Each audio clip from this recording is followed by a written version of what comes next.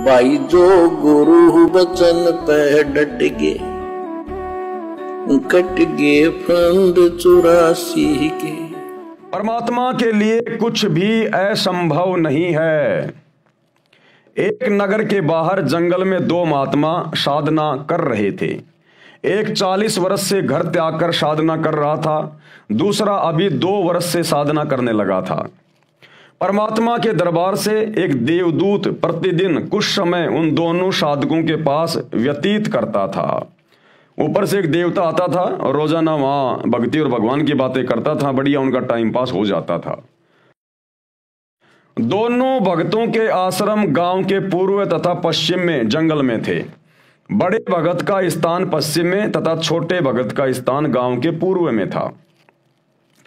देवदूत प्रतिदिन 1-1 घंटा दोनों के पास बैठता, परमात्मा की चर्चा करते थे। दोनों साधकों का यानी भक्तों का अच्छा समय व्यतीत होता। एक दिन देवदूत ने भगवान विष्णु जी से कहा कि भगवान, कपिला नगरी के बाहर आपके 2 परम भगत रहते हैं। श्री विष्णु जी ने कहा कि एक परम भगत है, दूसरा तो बनावटी भगत है।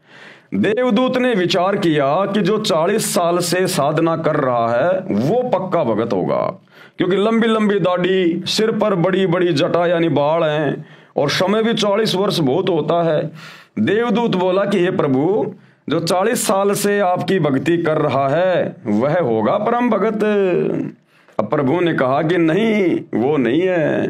प्रभु ने कहा नहीं, दूसरा जो 2 साल से साधना में लगा है, भक्ति में लगा है। प्रभु ने कहा कि देवदूत, मेरी बात पर विश्वास नहीं हुआ। देवदूत बोला, प्रभु ऐसा नहीं है, परंतु मेरी तुच्छ बुद्धि यही मान रही है कि बड़ी आयु वाला भी अच्छा भगत है। श्री विष्णु जी ने कहा कि कल आप देर से पृथ्वी पर जाना, और दोनों ही देर से आने का कारण पूछेंगे तो आप बताना कि आज प्रभु ने हाथी को सुई के नाके से निकालना था, वह लीला देख कर आया हूं, इसलिए आने में देरी हो गई। जो उत्तर मिले उससे आपको भी पता लग जाएगा कि परम भगत कौन है। पहले प्रतिदिन देवदूत सुबह 8 बजे के आसपास बड़े के पास जाता था और 10 बजे के आसपास छोटी आयु वाले के पास जाता था। अगले दिन बड़ी आयु वाले के पास दिन के 12 बजे पहुंचा। देर से आने का कारण पूछा तो देवदूत ने बताया कि आज 11:30 बजे दिन के परमात्मा ने लीला करनी थी, वो देख कर आया हूं। 40 वर्ष वाले ने पूछा कि क्या लीला की प्रभु ने, बताइएगा। देवदूत ने कहा कि श्री विष्णु जी ने कमाल कर दिया, हाथी को सुई के नाके में से यानी सुई के छेद में से निकाल दिया। ये सुनकर भगत बोला कि देवदूत, ऐसी झूठ बोल जो सुने उसे विश्वास हो। ये कैसे हो सकता है कि हाथी सुई के नाके में से निकल जाए, मेरे सामने निकाल कर दिखाओ। अब देवदूत समझ गया कि भगवान सत्य ही कह रहे थे, ये तो पशु है, पशु, भगत नहीं, जिसे परमात्मा पर ही विश्वास नहीं कि वह सक्षम है। जो कार्य मानव नहीं कर सकता परमात्मा कर सकता है, उसकी भक्ति व्यर्थ तथा बनावटी है। देवदूत नमस्ते करके चल पड़ा। अब देवदूत ने जब सुनी उसकी बातें, उसका जवाब, और उसने कहा कि देवदूत, ऐसी झूठ बोल जो किसी को विश्वास के योग्य लगे। अरे सुई के छेद में से कभी हाथी निकल सकता है क्या? मेरे सामने निकाल के दिखा। तो देवदूत ने कहा, तू तो पशु है, पशु, जानवर। उसके सामने तो नहीं कहा बेचारे डरते ने कि जब इसको इतना ही विश्वास नहीं है और मैंने अगर इसको कुछ बोल दिया तो कहीं मेरी पिटाई ना करने लग जाए। तो देवदूत ने मन ही मन में सोचा कि ये तो जानवर है, पशु। अरे एक तरफ तो भगवान की भक्ति करने का और उसके लोक में जाने का ड्रामा कर रहा है, ढोंग कर रहा है, भक्ति कर रहा है, और तुझे अपने भगवान पे विश्वास नहीं है, तू जिसके लोक में जा रहा है। तो खाक तू भक्ति सफल करके भगवान के लोक में जाएगा, जब तुझे अपने परवरदिगार, अपने अल्लाह पे तुझे विश्वास नहीं है। तो देवदूत वहां से चल पड़ा दूसरे भगत के पास में।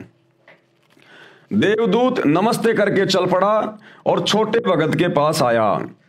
भगत ने देरी से आने का कारण पूछा तो देवदूत ने संकोच के साथ बताया कि कहीं ये कोई गलत भाषा ना बोल दे। अब देवदूत यानी वो फरिश्ता, मुसलमान धर्म में उसको फरिश्ता कह देते हैं, हिंदू धर्म में देवदूत कह देते हैं।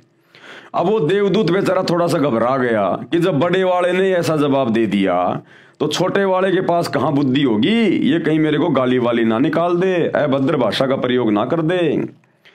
कहा कि भगत क्या बताऊं, परमात्मा ने तो अचरज कर दिया, कमाल कर दिया, देखकर आंखें फटी की फटी रह गई। परमात्मा ने हाथी को सुई के नाके यानी धागा डालने वाले छिद्र के अंदर से निकाल दिया। अब ये बात सुनकर भगत बोला कि देवदूत जी, इसमें आश्चर्य की कौन सी बात है? अरे परमात्मा निकाल दे पूरी पृथ्वी को सुई के नाके में से, हाथी की तो बात ही क्या है। देवदूत ने भगत को सीने से लगाया और कहा कि धन्य है आपके माता पिता जिनसे जन्म हुआ, कुर्बान हूं आपके परमात्मा पर, अटल विश्वास पर। भगत को परमात्मा पर पूर्ण विश्वास होना चाहिए कि परमात्मा जो चाहे सो कर सकता है। तो भक्ति सफल करने के लिए और जब हमें उस अल्लाह कबीर की जानकारी हो जाए, सच्चे गुरु, उस सच्चे बाखबर की पहचान हो जाए, उसके बाद हमने उसके प्रत्येक वचन पर इस प्रकार से ब्लाइंड फेथ करना होता है। ब्लाइंड फेथ, अगर 500 मीटर ऊंचे टावर से आपका गुरु कहे कि बच्चा इसके ऊपर चढ़ और चढ़ के छलांग लगा दे नीचे, तो भगत ने तुरंत चढ़कर और नीचे छलांग लगा देनी चाहिए। ये नहीं सोचना चाहिए मैं औंधे मुंह गिरूंगा या सीधे मुंह गिरूंगा, बचूंगा या मरूंगा। सिर्फ सतगुरु का वचन दिखाई देना चाहिए। अगर जरा भी मन में दोष आ गया तो उसी समय सारी भक्ति फैल, निष्फल, सीधा गधे की योनि में जाएगा। और फिर वो परमात्मा अपनी ऐसी प्यारी आत्माओं को फूल जितना भी कष्ट नहीं होने देता। अरे सतगुरु फिर कुछ भी कर सकता है। सतगुरु तो आपको हवा में रोक देगा, हवा में सतगुरु कुछ भी कर देगा। अरे आज से 300-400 साल पहले यदि कोई व्यक्ति ये बात कहता कि भाई 300-400 साल बाद वे आगे जाके सन 1900 के आसपास और 1000 टन लोहे का जहाज और उसके अंदर 400-500 आदमी बैठा करेंगे और वो ऊपर आसमान में उड़ के जाएगा और 1 घंटे में 500-700 किलोमीटर की दूरी तय कर देगा, ऐसी ऐसी आदमी यात्रा किया करेंगे। अब ये बात यदि कोई 400 साल पहले बोलता तो उसको सबसे बड़ा मूर्ख समझा जाता, सबसे बड़ा मूर्ख। और लोग कहते ले भैया ये 1 रुपए का सिक्का, इसको तो उड़ा के दिखा दे तू। बात कर रहा 1000 टन के लोहे के जहाज आसमान में उड़ेंगे। लेकिन आज उड़ रहे हैं कि नहीं उड़ रहे भाई और बहनों? उस समय यदि कोई ये बात कहता कि आने वाले समय में आदमी हजारों किलोमीटर दूर बैठकर बिना किसी तार के, बिना किसी लाइन के, और एक छोटा सा डब्बा होगा उसको मोबाइल नाम दिया जाएगा और आदमी बात किया करेगा, आपस में शक्ल भी देखेगा, वीडियो कॉल हुआ करेंगे। अब 400 साल पहले भला कौन यकीन करे इन बातों पे, लेकिन आज हो रहा है। तो सतगुरु कुछ भी कर सकता है। भगत प्रहलाद को त्रेता युग में उसके पिता हिरण्यकशिपु ने 84 प्रकार से परेशान किया और हर बार सतगुरुदेव भगवान ने उसको बचाया, अल्लाह कबीर ने उसको बचाया। उसके बाप ने पहाड़ के ऊपर ले जाकर प्रहलाद को नीचे धक्का मार दिया, सैकड़ों मीटर ऊपर से नीचे परमात्मा ने फूलों का गद्दा बिछा दिया, फूल बिछा दिए, भगत को जरा भी चोट नहीं आई। भगत प्रहलाद को मारने के लिए उसके पिता ने सैनिकों के हाथ में सौंप दिया और कहा इसको जंगल में सर्पों के बीच में पटक के आ जाओ, जहरीले सर्प इसको खा जाएंगे। सैनिक उसको पटक के आ गए जंगल में सर्पों के बीच में। सुबह राजा ने कहा कि जाओ उसकी डेड बॉडी को लेके आओ। जब सैनिक गए तो गर्मी का समय था, भगत प्रहलाद सो रहा था और सर्प जो जहरीले सर्प थे वो अपने फन उठाकर छाया किए हुए थे, छाया नहीं मरा। गरम गरम तेल के कढ़ाई में डाल दिया गया, नहीं जला। हिरण्यकशिपु की बहन होलिका अपनी गोद में लेके आग में बैठ गई, नहीं जला। जबकि उस समय तो सतगुरु साक्षात भगत प्रहलाद को प्राप्त भी नहीं था। भगत प्रहलाद जानता भी नहीं था मोक्ष क्या होता है, सतलोक क्या है, तत्वदर्शी संत क्या है, और ना वो कोई यथार्थ भक्ति मंत्रों का जाप करता था। केवल अपने पिछले जन्मों की भक्ति के कारण वो परमात्मा से इतना लाभ प्राप्त कर रहा था। तो भाई और बहनों, हमारे पास तो पिछले जन्मों की भक्ति का ढेर भगत प्रहलाद से भी कई गुना ज्यादा है। तभी तो आज हमें साक्षात अल्लाह कबीर बाखबर के रूप में मिल गया, प्रहलाद को नहीं मिला। ये भक्ति से मिलता है परमात्मा, संस्कारों से। तो आप और हमारे पास तो पिछले जन्मों की भक्ति संस्कार का भी भक्ति धन ढेरों है, ढेरों, भगत प्रहलाद से कई गुना ज्यादा। और फिर वर्तमान में सतगुरु भी मिला हुआ है।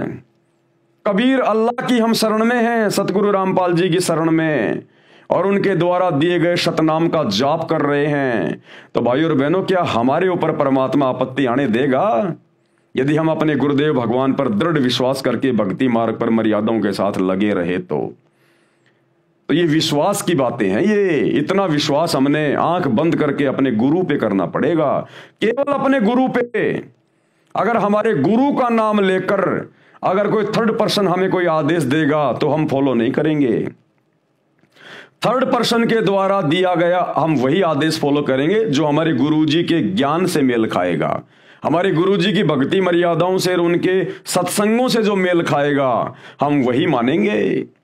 इसके अलावा थर्ड पर्सन चाहे कोई भी हो, चाहे सतगुरु का बेटा हो, चाहे बेटी हो, चाहे पत्नी हो, चाहे भाई हो, चाहे कोई कितना बड़ा भगत क्यों ना हो, यदि सतगुरु के ज्ञान और विधान के खिलाफ हमें कोई आदेश दिया जा रहा है हम उसको तनिक भी नहीं मानेंगे। और सतगुरु यदि हमें अपने मुख कमल से कोई आदेश दें तो फिर हमने देरी नहीं करनी चाहिए, बिल्कुल ब्लाइंड फेथ, तब जाकर साधक मोक्ष प्राप्त कर पाता है। तो देवदूत ने क्या कहा? देवदूत ने भगत को सीने से लगाया और कहा कि धन्य है आपके माता पिता जिनसे जन्म हुआ, कुर्बान हुआ आपके परमात्मा पर, अटल विश्वास पर। भगत को परमात्मा पर पूर्ण विश्वास होना चाहिए कि परमात्मा जो चाहे सो कर सकता है। ये सारी बातें परमात्मा ने क्यों बताई, ये इतने उदाहरण क्यों दिए कि हजरत मोहम्मद जी को जो ऊपर जिब्राइल लेकर गया था और इतने कम समय में ऊपर की यात्रा करवाकर वापस पृथ्वी पर छोड़ दिया था, इस बात पर अन्य मुसलमान उस समय यकीन नहीं कर रहे थे।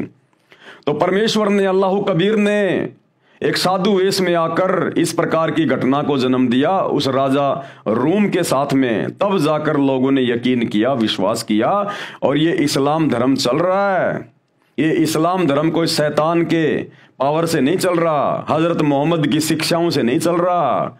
ये इस्लाम धर्म अल्लाह कबीर के आदेश से, उसकी पावर से चल रहा है। सतगुरु रामपाल जी परमेश्वर जी की समर्थता। जो गुरु बचन पे डट के कट गे फंद 84 के, कट गे फंद 84 के, कट गे फंद 84 के।